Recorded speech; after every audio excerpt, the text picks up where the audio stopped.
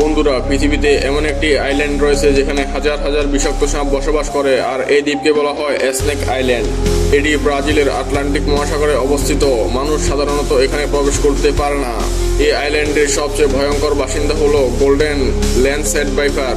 প্রতি বর্গ মিটারে 1 থেকে 5টি সাপ থাকতে পারে, তাই এটি বিশ্বের সবচেয়ে সাপ ঘন দ্বীপ।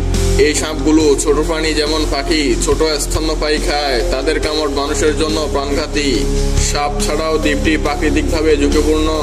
ঘূর্ণিঝড়, ঢেউ এবং কঠিন ভূখণ্ড মানুষের প্রবেশে বাধা দেয়। মানুষ এখানে সাধারণভাবে প্রবেশ করতে পারে না। শুধু ব্রাজিলের সরকার অনুমতি নিয়ে গবেষকরা নিরাপদে দ্বীপ পরিদর্শন করে। সাপের কামড় প্রাণঘাতী, তাই কেউ অনিয়মিতভাবে দ্বীপে প্রবেশ করতে পারে না। দ্বীপটি এতটাই একাকী যে এটি বিশ্বের সবচেয়ে রহস্যময় স্থানগুলোর মধ্যে একটি। সাপ ছাড়াও দ্বীপে রয়েছে গাছপালা ও অন্যান্য প্রাণীর বৈচিত্র্য।